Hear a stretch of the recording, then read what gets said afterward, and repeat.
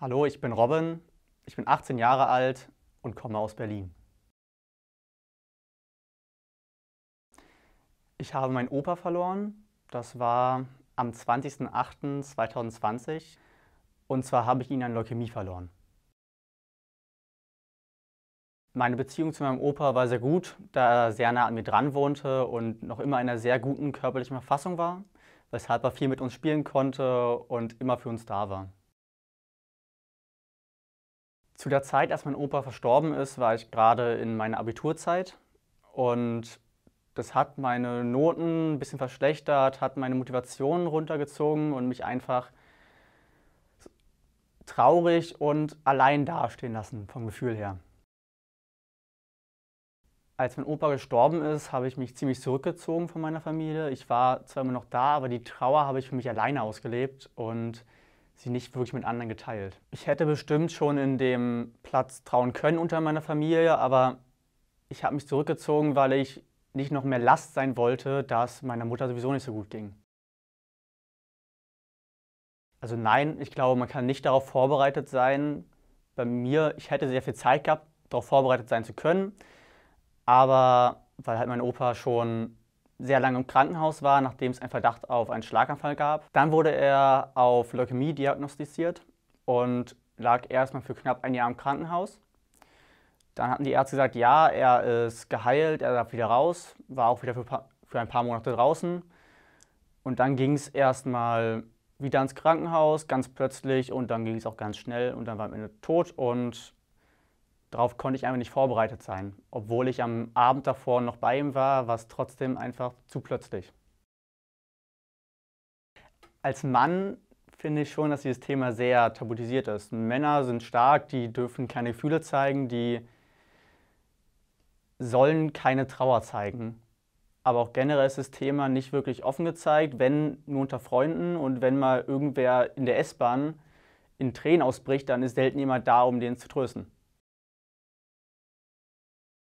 Viele haben mich normal behandelt oder relativ normal, was ich auch ganz gut fand. Und meine Mutter wusste halt, wenn irgendwas mit mir nicht stimmt, dann war sie da, genauso wie mein Vater auch. Und sie haben sich halt mit um mich gekümmert, wenn irgendwas war, aber halt trotzdem normal behandelt. Irgendwann geht das Leben halt auch weiter.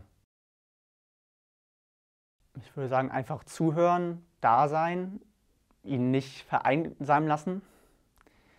Selbst wenn man nicht redet, wenn man zusammensitzt, kann man einfach da sitzen, während man irgendwas macht oder online über Discord einfach nur da sein und halt irgendwas machen, um abzulenken. Und wenn die Person drüber reden will, dann kann man natürlich auch drüber reden. Was natürlich klar ist, auf keinen Fall drüber lustig machen, weil sowas geht immer ganz schnell schief. Das kommt natürlich immer ganz drauf an, was für eine Person man vor sich hat. Ist es eher eine extrovertierte Person oder eher eine introvertierte Person? Weil wenn man probiert, eine introvertierte Person aus dem Trauerprozess rauszureißen, also generell einfach Menschen aus dem Trauerprozess rauszureißen, ist vielleicht auch keine gute Idee. Oder ihnen sagen, geh dir Hilfe holen, hilft dann auch nicht weiter. Ich habe mich viel mit meinen Hobbys abgelenkt, mit Technik, auch mal rausgehen irgendwo, irgendwas machen. Ich fotografiere sehr gerne Landschaften, bin Hobbyfotograf. Ich habe einfach das, was mir am Leben Spaß macht, genommen und probiert damit die Trauer zu überdecken. Am Anfang war es noch ganz viel einfach dieser Verlust, er ist jetzt weg, ich kann es nicht mehr. Und später habe ich mir dann halt Mühe gegeben, okay, ich habe an die schönen Zeiten gedacht. Ich habe daran gedacht, vielleicht was er gut für ihn war, hat gelitten einfach nur noch am Ende. Ich würde sagen, ich habe den größten Teil des Prozesses abgeschlossen. Aber es ist ein Prozess, der halt immer weiterläuft. Man wird immer wieder daran erinnert, ob es jetzt halt eben der Todestag ist oder halt einfach, wenn man darüber spricht, um ihn in Erinnerung zu halten, den verlorenen Menschen. Also was er nie gemacht hat während seiner Behandlung im Krankenhaus, er hat nie aufgehört zu lachen und eigentlich auch nie aufgegeben, bis zu dem Moment, wo wir einfach alle dann am letzten Abend da waren als Familie und es dann für ihn genug war.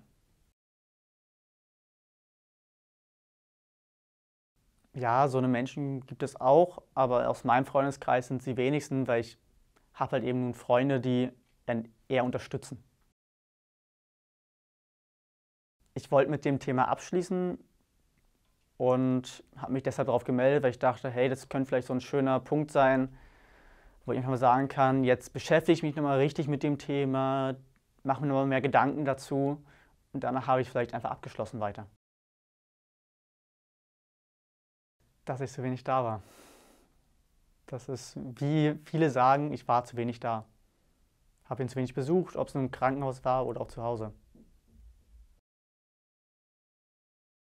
Man kann daran am Ende nichts mehr ändern. Es ist passiert und man kann nur noch Gutes draus machen. Man kann die Beerdigung schön gestalten. Man kann Sachen machen, die er gern gemacht hat, um zu gucken, hey, was hat er eigentlich gern so gemacht? Wie ist es so? Selbst wenn man denkt, dass man anderen Menschen nur zur Last fällt, trotzdem zu ihnen hingehen, weil es ist meist nicht so. Wenn die Menschen für ein Dasein wollen, dann sind sie es auch. Wenn sie merken, es wird ihnen zu viel, dann sagen sie es meistens oder ziehen sich halt ein bisschen auch zurück. Sonst einfach wirklich ein bisschen auf Menschen zugehen, halt nicht fordernd, sondern fragend.